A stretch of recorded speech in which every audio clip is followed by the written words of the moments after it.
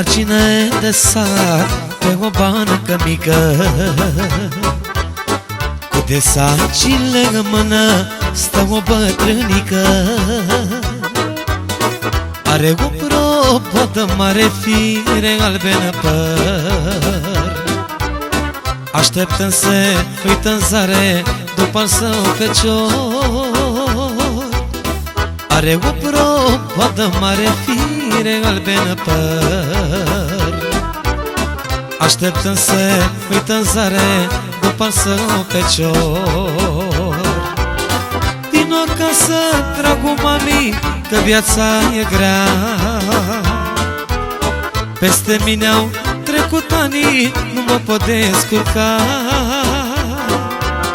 Casa a rămas pustie de când ai plecat, să te întorci din țări străine, de dor m-am uscat.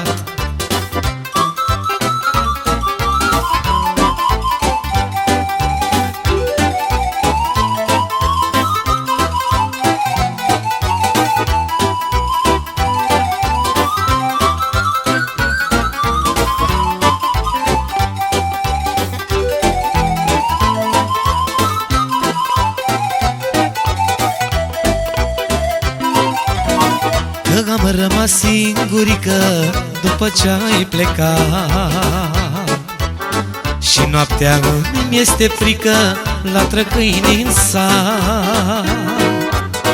Via s-a făcut de sapă, taică-tu-i la pat.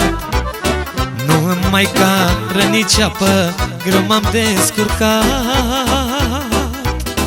Toate treburile casei au rămas pe mine, dar am mai îmbătrânit și nu mă simt bine. Vino acasă, dragul mami, că viața e grea, peste mine au trecut ani, nu mă pot descurca. Casa a rămas pustie de când ai plecat, să te întorci din țări străine, de dor m-am uscat. Vino acasă, dragul mami, că viața e grea, peste mine au trecut ani, nu mă pot descurca. Casa a rămas pustie de când ai plecat, să te întorci din țări străine, de dor m-am uscat.